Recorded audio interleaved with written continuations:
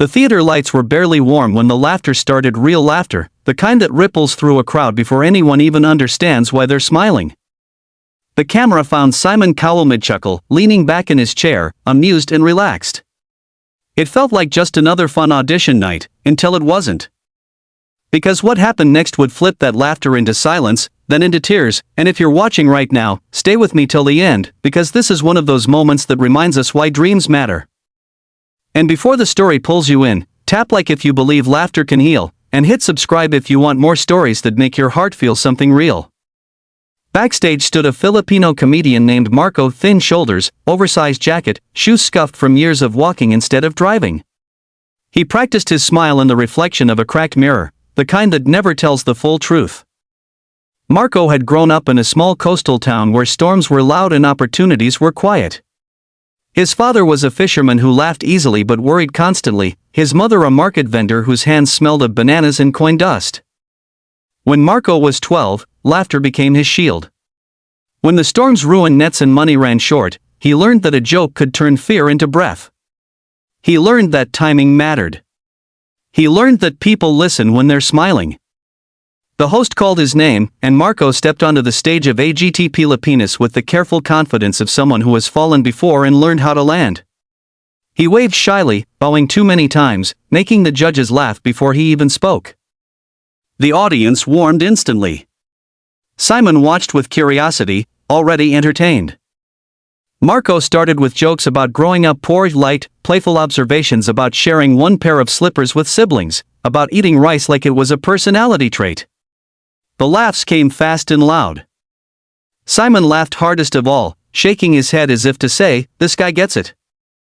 Marco rode the laughter like a wave. His timing was sharp, his expressions elastic. He turned hardship into humor without asking for pity. The room loved him for it.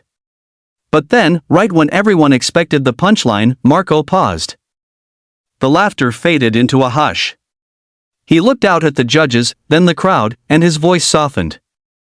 He said comedy saved him, because when his father didn't come home one night after a storm, jokes were the only way his mother could keep the family breathing. He joked at the wake. People laughed. Then they cried. Marco admitted he learned early that laughter and pain often sit side by side. Simon's smile slowed.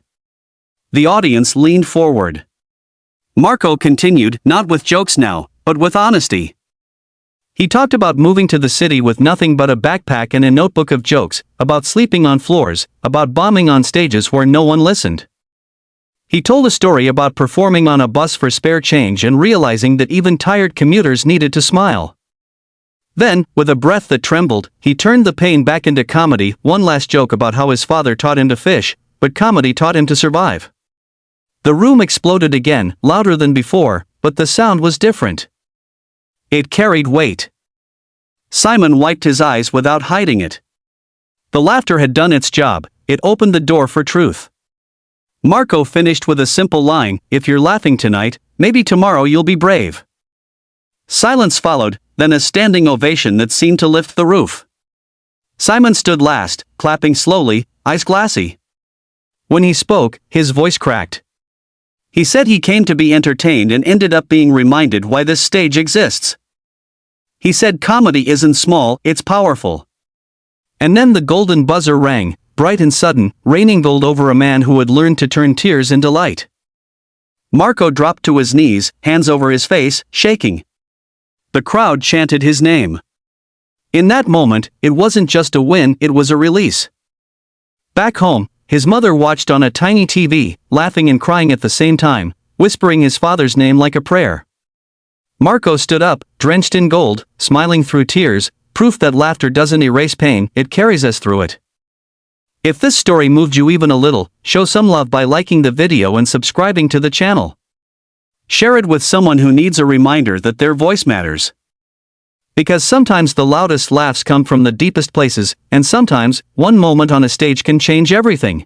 The laughter started before anyone expected it. The camera had barely zoomed in when Simon Cowell tilted his head back and laughed out loud, not the polite kind, but the surprised, helpless laugh that escapes when something genuinely catches you off guard. The audience followed, clapping and laughing, some already wiping tears of joy from their eyes. It looked like another light-hearted audition, the kind people enjoy and forget. But if you're watching this right now, don't go anywhere, because in just a few minutes, that laughter would turn into silence, then into tears, and finally into a moment so powerful it would leave the entire theater standing.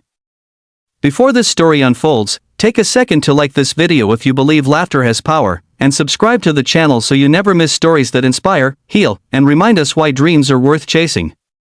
Backstage, under flickering lights and peeling paint, stood a Filipino comedian named Mateo Cruz. He was 30 years old but carried the quiet nervousness of a boy who had learned early not to take up too much space. His jacket was borrowed, his shoes worn thin at the heels, and his hands shook slightly as he rubbed them together. Mateo closed his eyes and breathed, listening to the muffled sound of the crowd outside. He wasn't afraid of the stage. He was afraid of hope.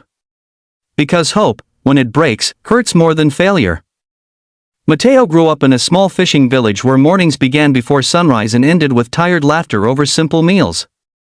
His father was a fisherman who sang old songs while fixing nets, his mother a street vendor who smiled even when sales were bad.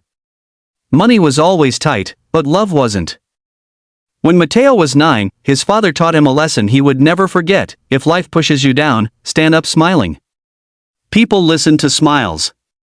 At the time, it sounded like a joke. Years later, it became survival. Everything changed when a storm came that refused to leave. The sea swallowed boats, nets, and dreams. Mateo's father went out one last time, promising to return by sunset. He didn't. The village searched, the sea stayed silent, and a part of Mateo disappeared forever. His mother cried at night when she thought no one could hear.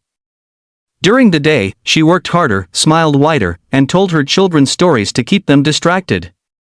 Mateo watched and learned. Pain, he realized, doesn't vanish when ignored, but it softens when shared.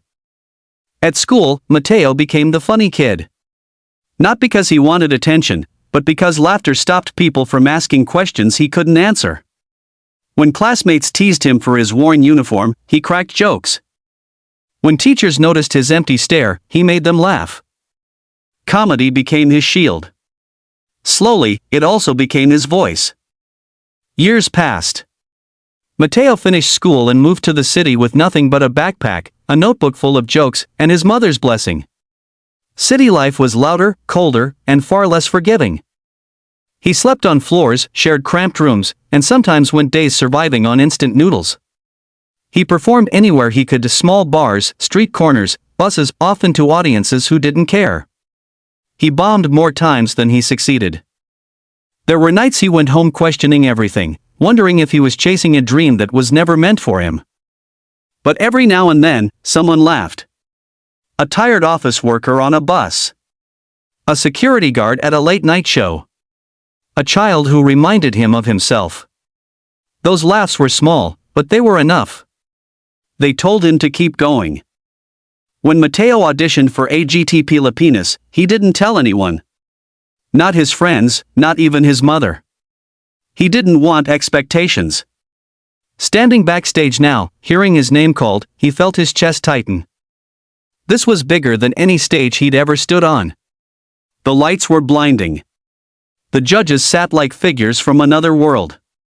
Simon Cowell looked relaxed, almost bored, like a man who had seen everything.